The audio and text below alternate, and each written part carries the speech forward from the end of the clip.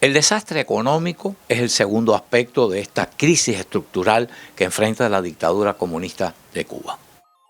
Veamos, Cuba en 1959, cuando llegó Fidel Castro al poder, Cuba era un país que tenía esencialmente tres problemas. Tenía, número uno, corrupción política. Los políticos aspiraban al gobierno pues como una vía para enriquecerse. Segundo, el segundo problema era el autoritarismo militar. Los militares y los policías se consideraban la autoridad. Tan es así que Batista dio un golpe de Estado para tomar el poder cuando le vino en gana.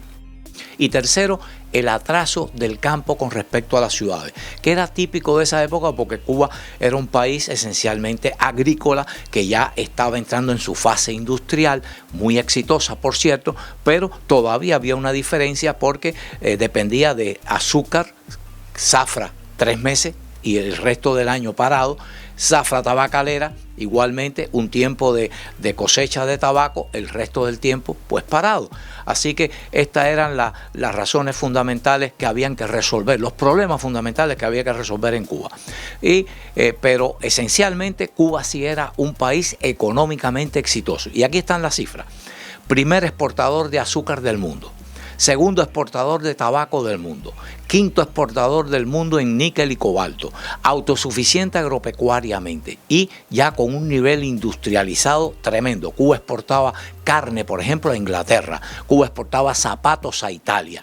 Y sus manufacturas, su tejido era excelente. Así que esto era esencialmente lo que heredó Fidel Castro en 1959.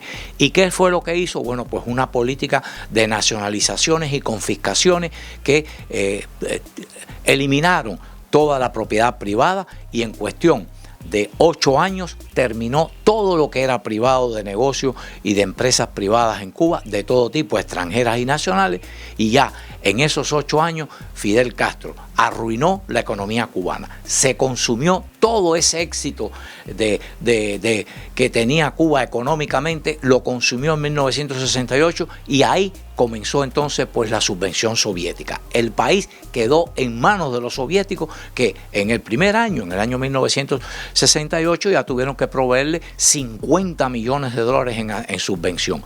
Y esa subvención fue creciendo porque cada día era más desastrosa la actividad económica en Cuba porque ya iban haciéndose atrasadas las industrias, no les daban mantenimiento, no les preocupaba a la dictadura comunista resolver los problemas, sino promover la revolución continental, y así Cuba terminó en el año 1991 con una subvención soviética de 12.000 millones de dólares en ese año.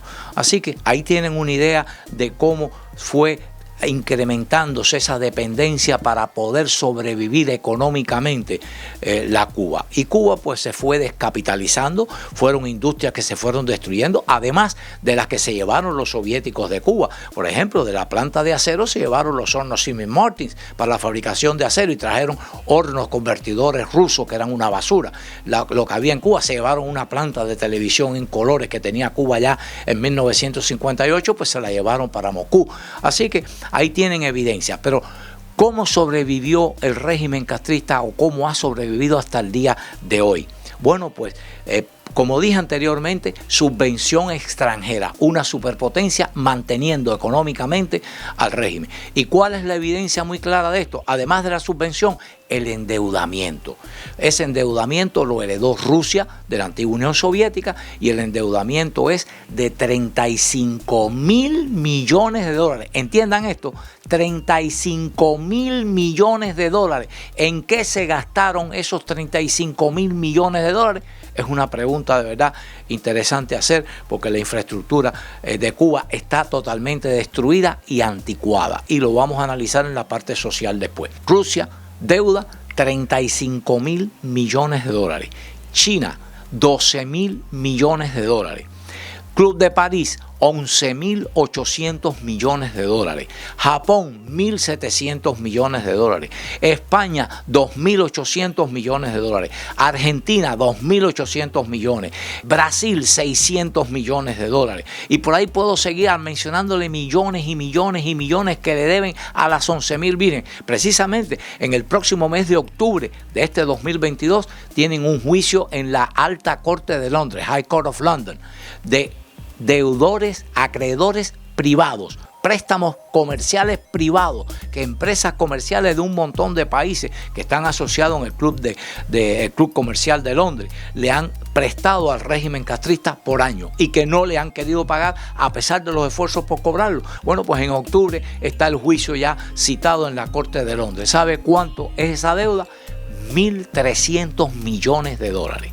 Así que saquen cuenta para que ustedes vean el desastre económico que tiene el régimen castrista en sus espaldas.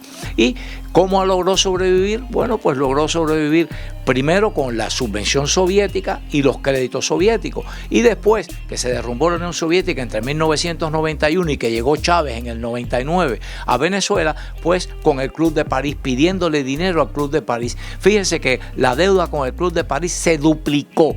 La deuda de Cuba con el Club de París se duplicó entre 1991 y 1999. En 7 años la duplicaron. Fueron de 5 a 10.000 millones de dólares en ese tiempo. Así que ahí tienen el desastre económico que hay en Cuba y por eso Cuba está como está. Ha perdido todo su crédito, no tiene fuentes de crédito en ninguna parte, no le han pagado. Incluso en el año 2015 y 2016 hubieron un montón de acuerdos de refinanciamiento de de varias de estas deudas. Por ejemplo, los rusos le perdonaron el 90% de esa deuda, se la dejaron solamente en 3.500 millones a pagar en 10 años. Le pagaron el primer año, no le han pagado más. Con China le descontaron el 50% de esa deuda de 12.000 millones, la dejaron en 6.000 y no le han podido pagar de esa diferencia que quedó de 6.000. México le perdonó 400 millones. Ya le deben 1 millón y pico a una empresa mexicana que no se lo han podido pagar tampoco. Así que, en resumen, el régimen castrista está arruinado, endeudado y sin crédito. Un verdadero desastre económico.